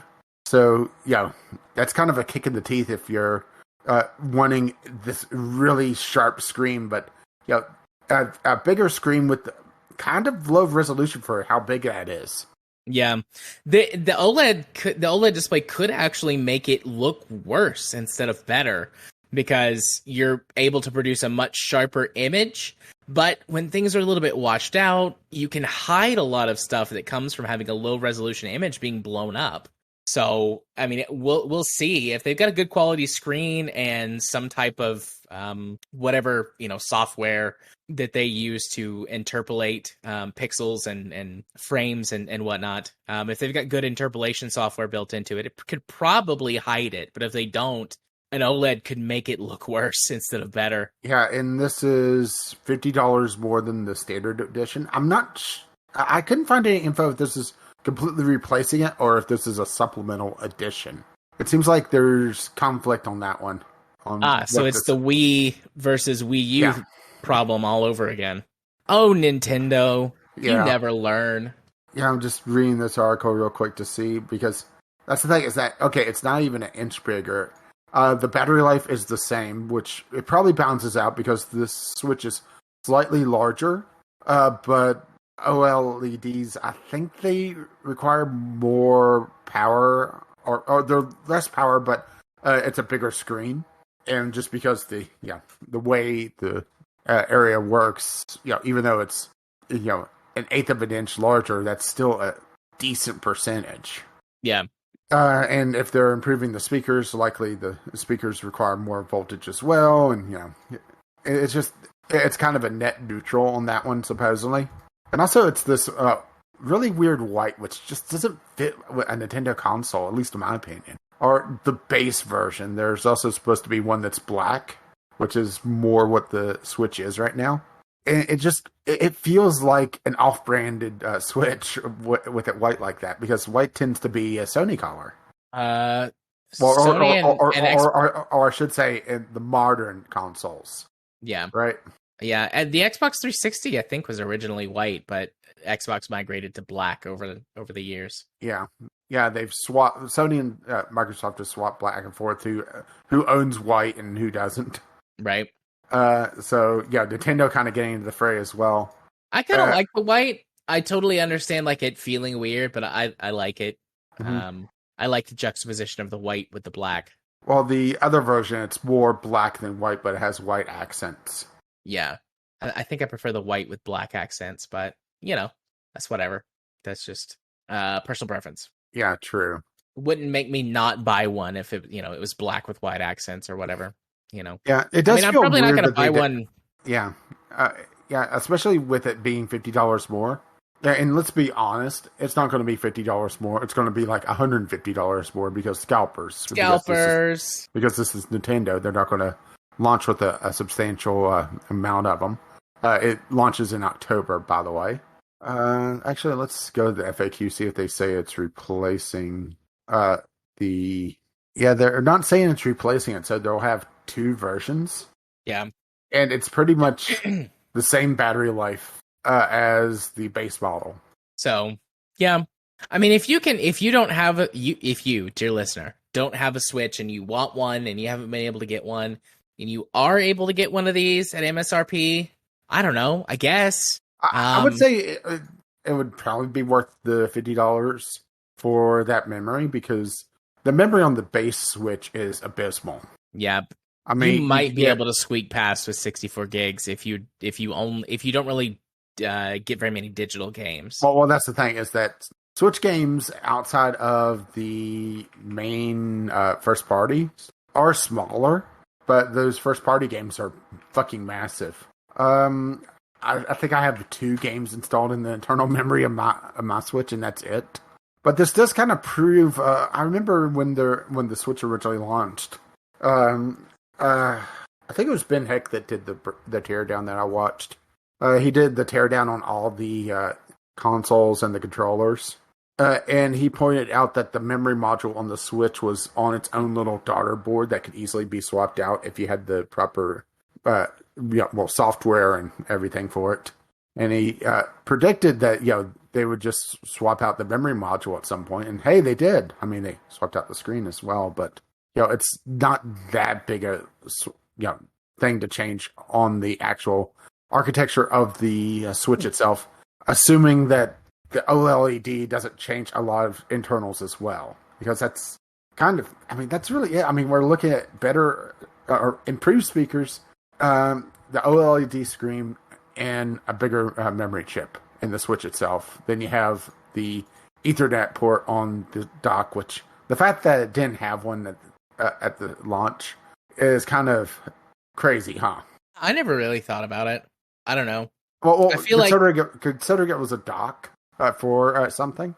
I guess there was enough of a demand that they put one on, but I know there's a lot of third-party docks that have an Ethernet port on them, and another big one for third-party docks is the ability to have multiple USB ports on them, because that's kind of a problem with the Switch, is that you're very limited on what you could use. Yeah, I mean, I just never thought about plugging it in. All of the consoles in the house, so the Wii U, the Switch, and the Xbox One, just use Wi-Fi. It's just easier. Yeah, I will say that it is easier, and because of Ethernet, if you undock it while you're in the middle of something, it will probably have a handover time. Yeah, but if you're the type of person that just has the Switch docked all the time, it being Wi-Fi only is kind of a waste. And there are people out there that have the Switch as just a dedicated console. Maybe they'll grab it to go out somewhere, but even then, that's a rarity.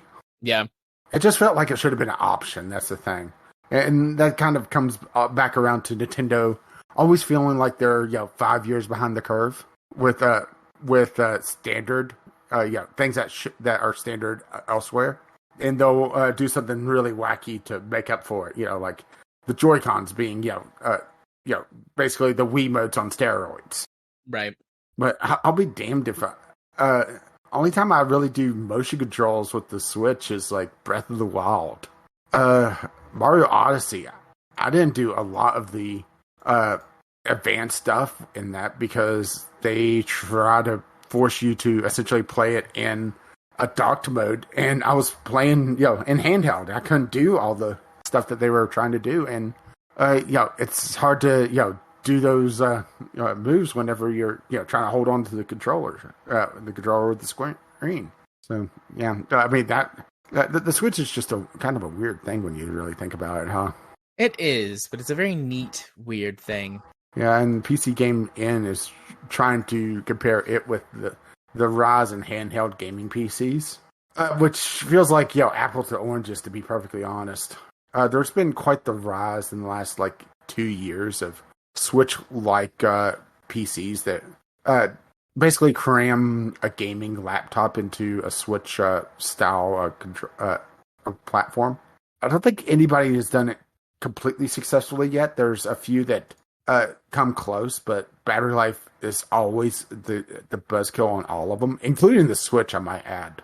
And it's just, I don't think any of them has been a complete success yet. And it might just be the case of people trying to chase after something that's a very niche market. Yeah, I feel like that is a super niche market. I mean, definitely there's people out there who want a handheld gaming PC. Mm-hmm. Or gaming PC-like experience. There's definitely some people out there who want that. And honestly, if someone gave me one, I'd use it, but I would never in a million years buy one. The Switch fills that niche perfectly for me. And then I have my gaming laptop for any 99% of, well, not 99, 90% of situations where I would be traveling, gaming laptop. I mean, another issue with trying to compare, apples to oranges here is price.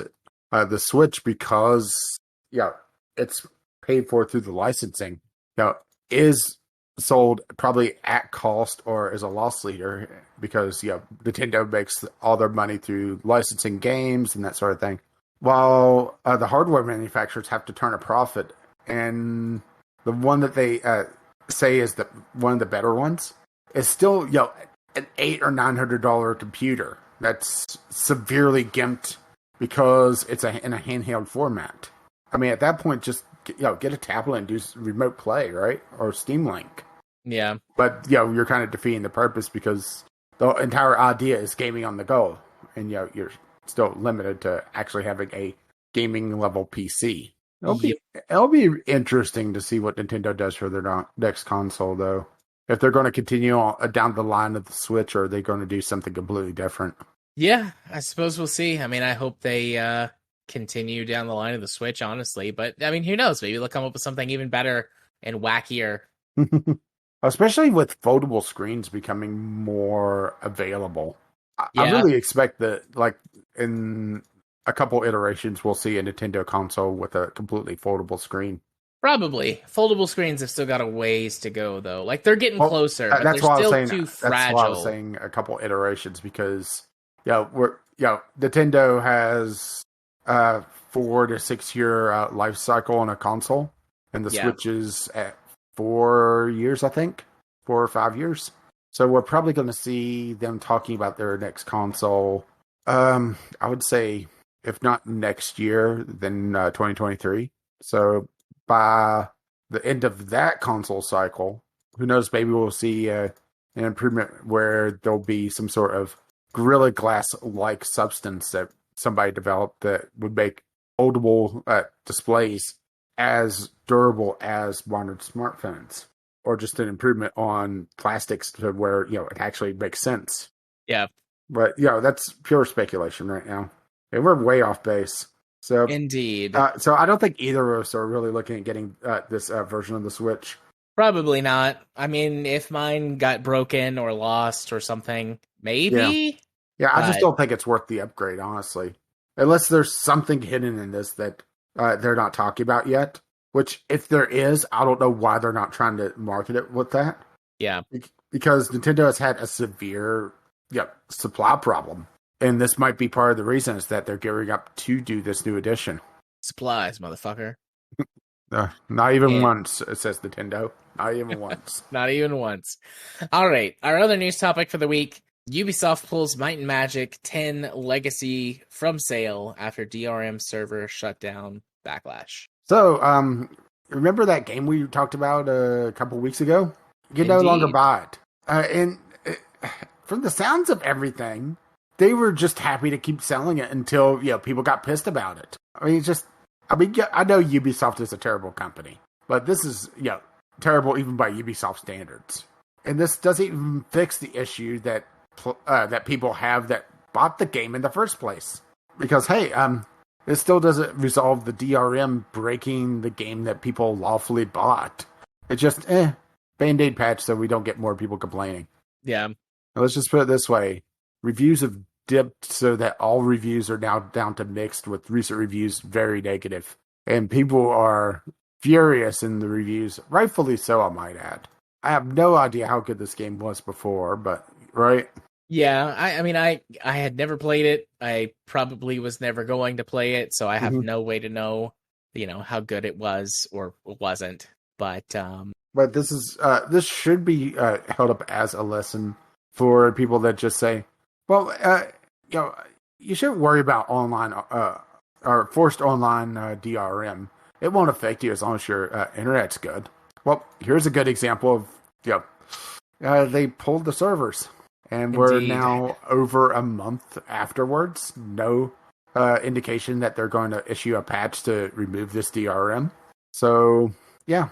Yeah, they expect you to be always online, but they don't have to be always online, both from a service perspective and, in perpetuity. Whenever they decide to turn the lights off, then that's it. You're done, unless you're fortunate enough to have the source code released or somebody hardcore really reverse engineers it. Well, pretty much you're forced to pirate it at this point and just use the pirate cracks. Yeah. And that's the thing, is this is a single player game, so there's it's not locking you out of multiplayer like most cracks would.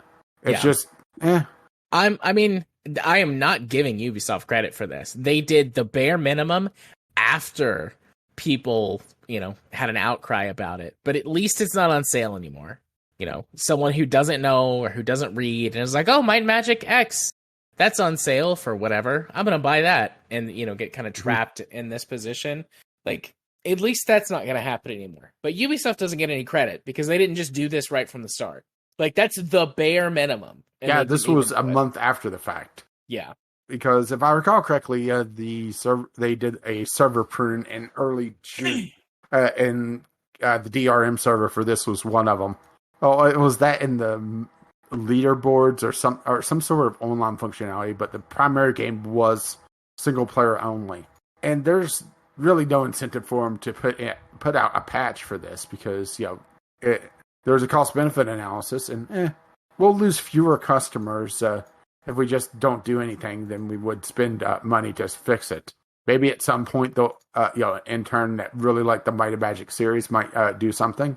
But right, Yeah, an intern might leak the source code. I feel like them having a cost benefit analysis gives them too much credit, even for that. I just feel like they were like, nah, who cares? Nobody cares. It doesn't matter. Don't worry about it. But I mean, you're right. They probably did at least a basic cost benefit analysis. And, some guy was like, yeah, no, it doesn't matter if we don't do this. Not enough people will care for it to really affect us in any way. yeah, this is why you shouldn't trust companies with online DRM. I mean, just in general, don't trust companies. But Yeah. then especially don't trust video game companies with online DRM. I mean, I have some trust for some game developers, but they typically are either the very small teams or the single developer. But that's me getting my indie turtleneck on, right? Yeah, I'm more willing to give indie devs the benefit of the doubt than I am larger publishers, be they AAA or even AA. Like, individual or very tiny team indie devs, I'm very willing to give them at least benefit of the doubt. Not trust, but a chance, And then if they prove themselves, then I can grow to trust them a bit. They have to prove themselves first. Yeah, that's until they cash it in, CD Projekt Red, right? Very true. Very true. But remember, you don't own your games. That's the other thing that you really need to remember on this. You license them, which kind of makes you kind of hesitant on the whole digital-only gaming, huh? Yeah, although I sort of accepted that a long time ago as like the risk involved, because the convenience of digital-only gaming outweighs that risk for the most part for me. I mean, I don't physically have a big enough house to store my library in the traditional jewel cases. Yeah, the entire walls of my office would be nothing but bookshelves, and I still wouldn't have enough room for all of the games that I own if they were physical. Especially with how massive some of these games are, and that's even before you get into patching them. Which back in the dark ages when you had to find a patch, right? Yeah. I wonder what the largest game in my library would be if it was on CDs or now Blu-rays because I have a Blu-ray drive. That's a good question, huh? And I have no idea how I'd figure out the answer. Probably some AAA game, right? Because AAA seems to be just not caring about really in consumer usability. They'll just throw uncompressed files out and just Yeah. Yep. I wonder. Now I'm thinking about which one of my games would be the biggest. Okay, so I've got a few that are pretty big in like the 100 gig ish range. Well, I just did a quick search. Call of Duty Infinite Warfare is over 100 gigs. So on DVDs, I mean, damn right.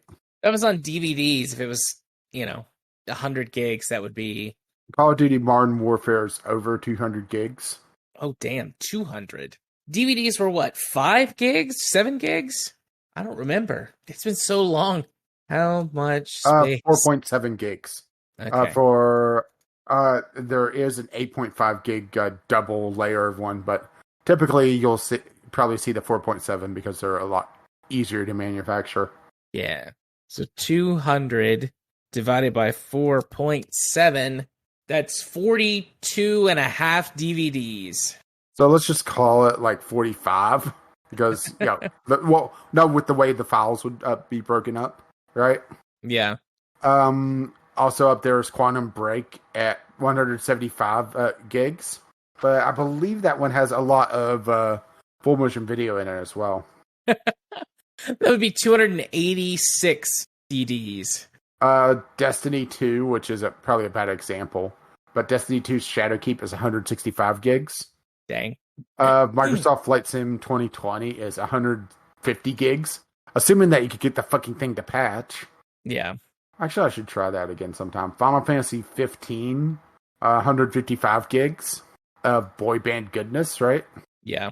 And just remember, whenever you consider these disk numbers, you have to round up and then add a couple just because, it's not going to be perfectly lined up where, files would fill up the complete thing as well. I mean, Final Fantasy 15 would be probably about 35 DVDs. I mean, hell, Blu-rays, it's the biggest Blu-ray, I think, is 50 gig. So, you're still looking at, actually 4 Blu-rays. Mm-hmm. Oh, sorry. If you go, so Blu-ray, single layer 25, dual layer 50.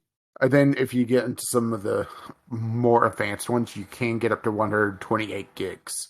But that's, starting to get into some very expensive discs. Or I should say, expensive discs per. And, right? Right. Gears of War 4, Call of Duty again. Hitman 2, 111 gigs. Oh, hey, here's your favorite game, Red Dead Redemption. All right. Yeah. We have gotten so far away from the original topics. I think we are good to move on. Well, it's more fuck Ubisoft, right? Indeed. Fuck Ubisoft. All right. Community corner for the week. Well, there wasn't any emails or tweets. Was there anything on the Discord that you wanted to cover? Yes, just very briefly. We had on a little bit of a follow-up to our MMO discussion from the last episode, Cube posted in the Game Club /discussion channel with a few MMOs to follow up on our discussion. He had 4 that he talked about. Or 4 things that he talked about. The first point, Final Fantasy is doing well. That's Final Fantasy 14, the MMO. It had a big update recently and brought a whole bunch of new people into the community and refreshed the old community. Sort of agreeing with our observance that WoW is stale at this point. Mm-hmm. Something called Pantheon that he said like 90% chance that this is vaporware, and then a 5% chance that it releases, but it's terrible. And then 5% chance that it's good. I looked into this and it looks very neat as like, a fantasy MMO. I don't see anything about a release date on this. I don't either. And that's a bad sign. That's why he's saying like 90% chance that it's vaporware. Then another one, Monsters and Memories. It's a proof of concept, like indie game at this point. Hoping that it will develop into something more, in the future. And then Project Classic EverQuest. Yeah, Project 1999, Classic EverQuest. Just bringing that up. And he said what server he was on. Yeah, which I played this a little bit back in the day. I think it was either I played this or I played a different Classic EverQuest for a while, but it wasn't. The servers weren't named after callers, so it looks like most people are on his server though. So there is that. He's on the green server, by the way. If you wish to go harass Cube, Cube's kind of reinforcing what we said that there's nothing really major coming up because the one thing that he said that isn't released. He's given 90% chance it's vaporware and only 5% that's actually worth something. Yeah. That doesn't bode well for the MMO market. It just seems very stale. I mean, hell, even Guild Wars. Is there anything going on with that these days? That was kind of the one that kind of shook things up for a while. I mean, the last time I even thought about or looked into Guild Wars was several years ago. Come on, Steam. Guild Wars 2 is marked as free. Oh, wait, planned release date to be announced? Maybe they're shifting to free-to-play. Yeah, maybe it's a Steam release for Guild Wars 2. I mean, the Guild Wars originally was, the whole thing with it was like, it's an MMO that you only buy once. And then you would buy, like, expansions when they had them. But it didn't have a subscription fee. I played Guild Wars 2. Looks like there's some people that's claiming that the Guild Wars 2 free-to-play launch, it's going to be very microtransaction heavy. Not surprising. And selling power, which is just the kiss of death on pretty much any MMO that I want to play. Yep.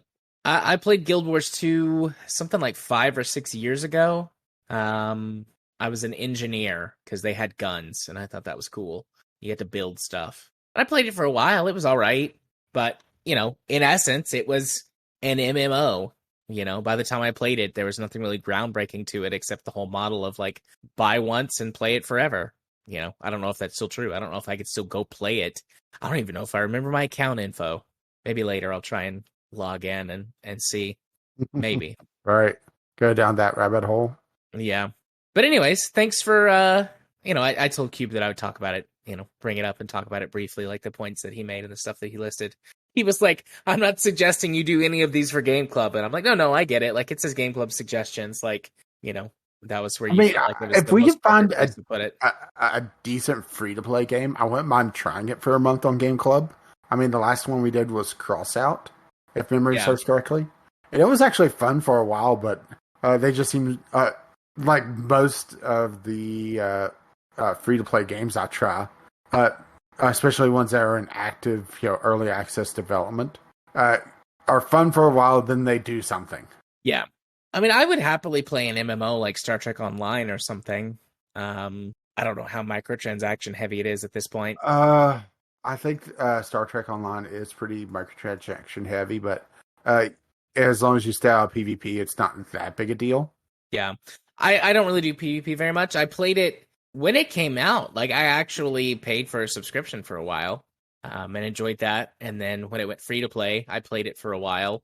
And at the time that I played it, I mean, the microtransactions existed, but it didn't feel too microtransaction crazy. But I mean, that's been several years ago since I played it. Good to know it's still kicking around, though. Yeah, I think it got a pretty substantial expansion season, whatever you want to call it, recently, but it's incorporating the newer Star Trek into it, which is kind of to me. Yeah, I mean, for Star Trek Online, it's probably fine. True. I mean, I get what you're saying for the shows, but Star Trek Online doesn't necessarily play super well, in comparison to the shows. They focused way too much on the fighting as opposed to the diplomacy stuff.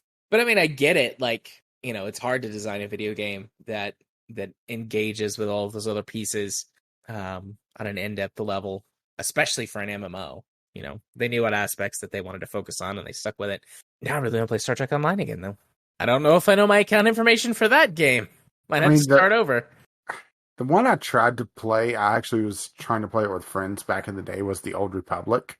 Yeah. But we ended up starting on different planets accidentally. And it was my friend, her husband, and me. And they were off doing their own thing on a completely different planet and completely forgot about me.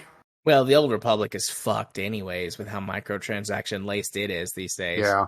I mean, that's kind of the problem with just MMOs in general these days, is that the subscription model, with certain exceptions, World of Warcraft, is pretty dead, and it's gone to free-to-play, microtransaction focused, and it's just so soul-sucking. Yeah, I'm on the MMORPG subreddit, which turns out there is one, and it's pretty much just people talking about the same few games here as well. Yeah, I was hoping I would, there'd be something I was missing. So one that I haven't played yet, but some of my friends. It looks like Black Desert Online is the only one that I haven't played on here. Black Desert Online can kiss my ass. Another microtransaction laced buy power. You can buy power MMO. But one that I haven't tried yet, that one of my friends from my tabletop group keeps telling me I should play, that I would like, is Phantasy Star Online 2. It's free to play. Yeah, I never played that one. I downloaded it specifically to try so I could talk to him about it, and I haven't played it yet. Yeah, they have a roundup of all the major MMORPGs, and so many of these are, ancient. Elder Scrolls Online, EVE Online, EverQuest 2, right? Yeah. Just a roundup of all the all the major updates from all the major MMOs, and it's just old, right? Yeah. Oh, they are talking about Star Citizen. Speaking of wow, right? All right. Anyways, so yeah, thanks for sending us your thoughts and feelings and prayers on Discord, Cube. Appreciate it, buddy. We didn't. I don't think if we had did we have a submission this week? No, No, I didn't see I anything. didn't think so. Yeah, I just wanted to That's double why check. I asked if there was anything that you wanted to cover on the Discord. Yeah, So we're actually caught up on the community stuff now, I think so. I don't know. or Maybe as we caught up forgot as we're going something. to be. Yeah, it's possible we forgot something. Well, if we forgot something, you could yell at us, vglpodcast@gmail.com, tweet it to us, VGL Podcast, or yell at us on Discord. You can find a link to that over at vglpodcast.podbean.com. Indeed. So, do? Yes, sir. Well, let's do a discovery queue. Woo! I know you've got yours pulled up, so go ahead. Of course. So I have Gravia, a Portal-like first-person puzzle action game, playing with gravity, and it looks interesting. I mean, there's been kind of a surge of these in the last year or so, where you're using small black holes to create rifts to move things around with gravity, which looks interesting. We'll see if it holds up, because it's early access, so it does have a demo, thankfully. But the problem with all these Portal-like games is that they never they copy the idea of Portal, first-person puzzler, but don't have the charm or the level design of Portal, which made it so strong. Or try to make Portal idiot-proof, where in the original Portal there were ways that would lock you out of the progression, and the developers would actually have GLaDOS open up whatever door you somehow managed to lock yourself behind, so you weren't in a no-win scenario, which hasn't exactly transferred to some of these other games. So yeah. So I got one first one in my queue, a rarity, the Fermi Paradox. This looks lovely. So the Fermi Paradox in science is this idea of, like, if the galaxy is billions of years old, and we exist on the Earth, like, why haven't we ran into any other alien species yet, or noticed any of them? Because they know better. And the Fermi Paradox is like, well, there's all of these solutions to the Fermi Paradox. They're like, well, this is why. Sort of the idea that there's, like, filters that civilizations have to go through, and the closer you get to becoming an intergalactic species, the more difficult the barriers become. And the idea is that, like, well, either we are the first, we are alone in the galaxy, or whatever the final barrier is so tough that no species has passed it yet and become an intergalactic species. Because the time scales involved with being able to colonize worlds and whatnot outside of your own solar system are enormous, and we should be able to see any civilization that has started to become an intergalactic species based on changes we could see in the stars and things like that over time. Anyways, not to go farther on a tangent than usual, but it looks like this is a game where that you it's sort of a god game where that you are guiding the development of these species, sort of possibly a choose your own adventure is how it appears that this happens.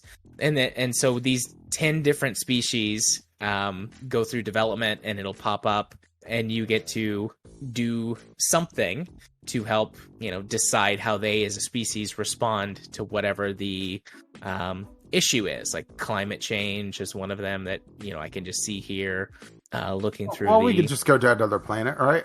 Destroy it. Right. But climate change is one that I can see, like, in the screenshots as a thing that you, I guess, help a species decide what to do, or tell them what to do. And you guide their development. And it looks like with 10 different species and situations, you could have quite a few different outcomes for the various species. It looks really neat. The art style is gorgeous. I'm into this. Looks like it just released into early access on Steam within the past week. Right now it's $17, and I'm very tempted to buy this. Very tempted. I'm going to think about it. I'm not just going to impulse buy it, but yeah, I am going to think up about during one of my discovery queues during the sale, I'm pretty sure, and because I have it on my wish list. And I thought of you, but I didn't link it to you because I kind of forgot. That's fair. That's fine. But carry on.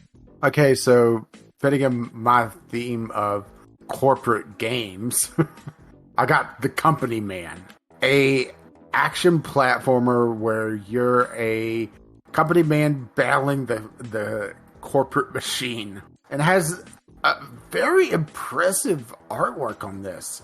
It doesn't look like it in the screenshots, but watching the trailer for it, it has a really impressive fluidity of movement and just a style to it that is a little rare to see in platformers. And yes, I know platformers are a time a dozen, especially indie ones. But seeing something with a different style on it to try to freshen things up is nice. And this is by a company that just kind of broke into video games, according to the reviews, and a Malaysian-based company that this is their first game. So I'm rather impressed with this being their first one, and it looks like it's getting pretty good reviews overall. Not a ton of them, but it's also just released.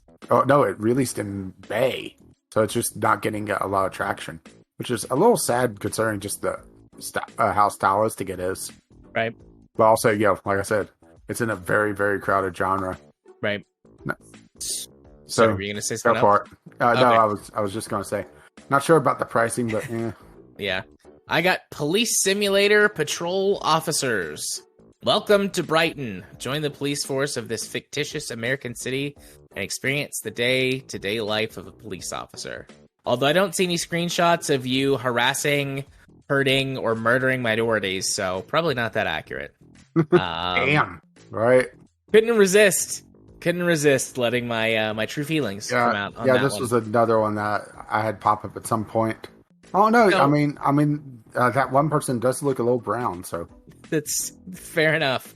I mean, this looks like you're just doing cop stuff, or the stuff that cops are supposed to do, and I don't know, giving people speeding tickets. yeah, And it is early access though, and very expensive early access at that.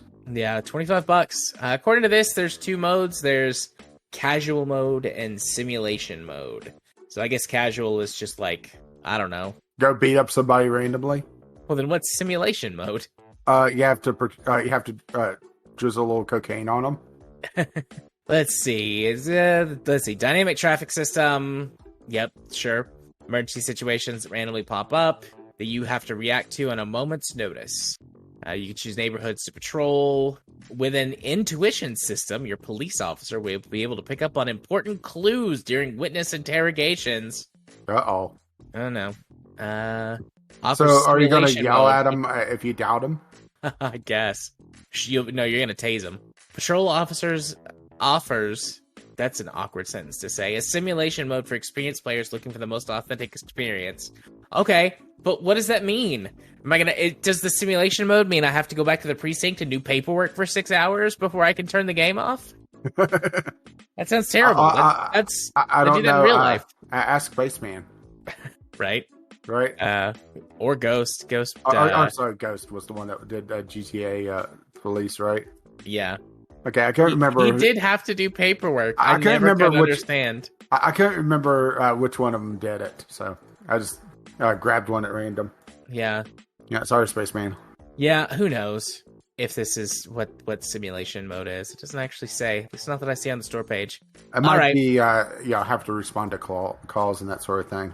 Yeah, maybe. So, I got one that might be for you. It's a free game. Dudes on a Map, virtual grid paper. So, it's a tool for tabletop RPGs to play online with creation tools as well. And it's early access. They're still working on it. It does seem like they're going to be free with DLC. So, yeah. Cool beans. I know that there's quite a few of these out there. But, yeah, all of them have their own strengths and weaknesses. So, yeah, throw them all out and see which one sticks for your particular group, right? Yeah. This one looks more like it's focused on map generation and with the D&D rule set, at least as the base game. Now, the question is, just how will it handle in the long run, right? As it goes through early access. Yeah. Hopefully it works well. I mean, I want to see more easily accessible tools than Roll20. Like, Roll20 serves a good purpose, like, I talked about earlier, but it's got problems. And so, having other tools that DMs/GMs can use and players is good, but they need to be accessible. Because Roll20 does have a free version. There's ads that play before you can actually launch the game and do stuff. And it limits the tool set you can use, but you can still use it for free. And a lot of these cost $25, $30, $50, and some of them even require every player to have it. And those are not accessible. But this, being free, at least as a base, is good. Players can get access to that. I got Doki Doki Literature Club Plus. So Doki Doki Literature Club, I don't think it's a spoiler, although if you've somehow managed to stay pure and spoiler-free on this, skip ahead 30-ish seconds. But, I don't think I think it's pretty well known that Doki Doki Literature Club is a horror game that masquerades as something else for a little while before it hits you with the creepy horror stuff. And they're leaning into it. I have heard some reviews about Club Plus that both, like, when you launch the game, it gives you a couple of warnings, and then obviously on the store page, like, it's, announcing it loud and proud. The original Doki Doki Literature Club was free.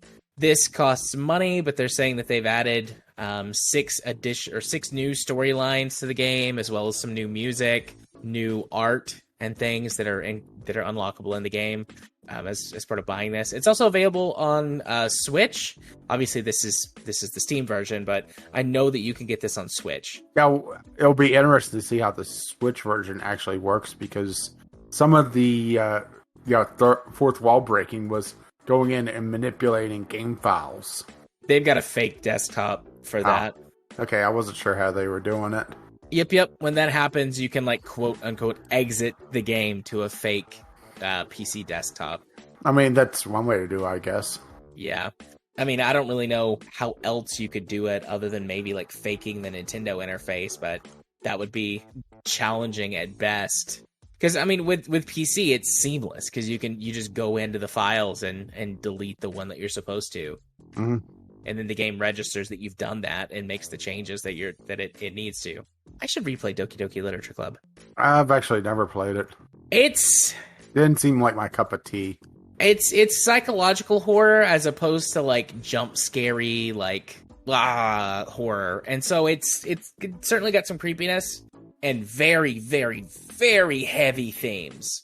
Trigger warning for people who have issues dealing with suicide related stuff, self-harm related stuff. It doesn't dance around the messaging once the game gets going and, like, exploring those topics. So it's a very heavy game, but I enjoyed it. I think this is a game where that I say that it's fun for a while, it's enjoyable, and then the gaminess gives way to the seriousness, and then it becomes more compelling than fun per se. But yeah, I mean, as long as you're able to handle the heavy stuff that it throws at you, it's definitely worth the time to play through.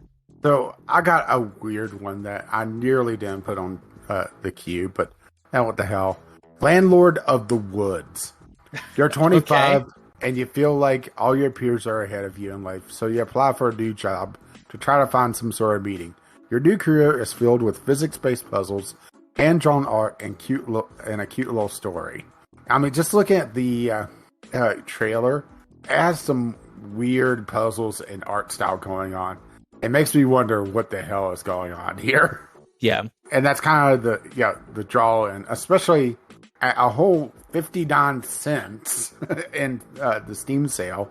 Normally nearly $1, right? Wow. I mean, it's strange looking.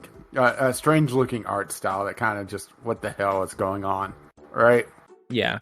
That might be a filler in my cart someday to go, top off, to a round dollar amount, right? But it looks interesting. Yeah.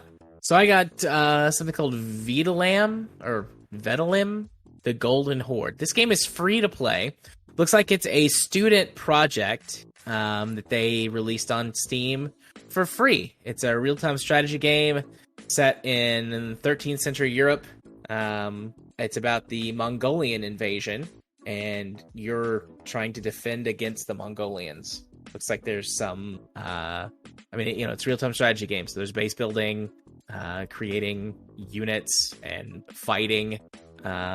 Most of their use for it are positive, saying like good few hours worth of gameplay, good game for, the fact that like students made it, and sort of applauding them for giving it away for free instead of trying to get something out of people. It's neat.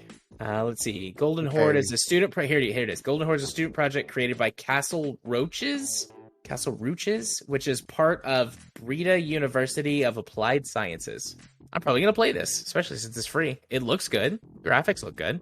So I got something that kind of bounces off of a game you talked about last week.